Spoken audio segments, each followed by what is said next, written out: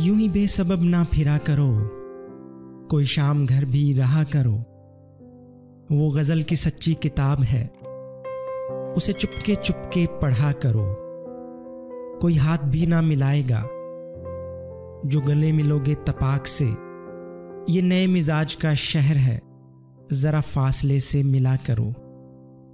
अभी राह में कई मोड़ हैं, कोई आएगा कोई जाएगा। तुम्हें जिसने दिल से भुला दिया, उसे भूलने की दुआ करो। मुझे इश्तिहार सी लगती हैं ये मोहब्बतों की कहानियां।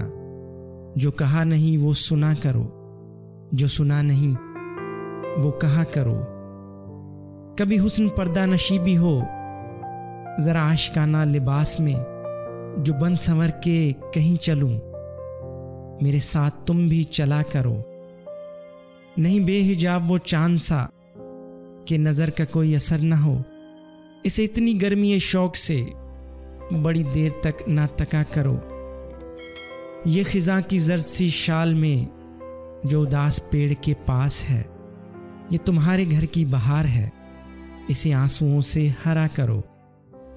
यूं ही बेसबब ना फिरा करो, कोई शाम घर भी रहा करो। मुझे कहते हैं अतहर मुनीर।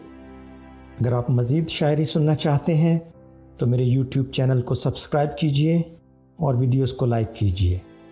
बहुत शुक्रिया।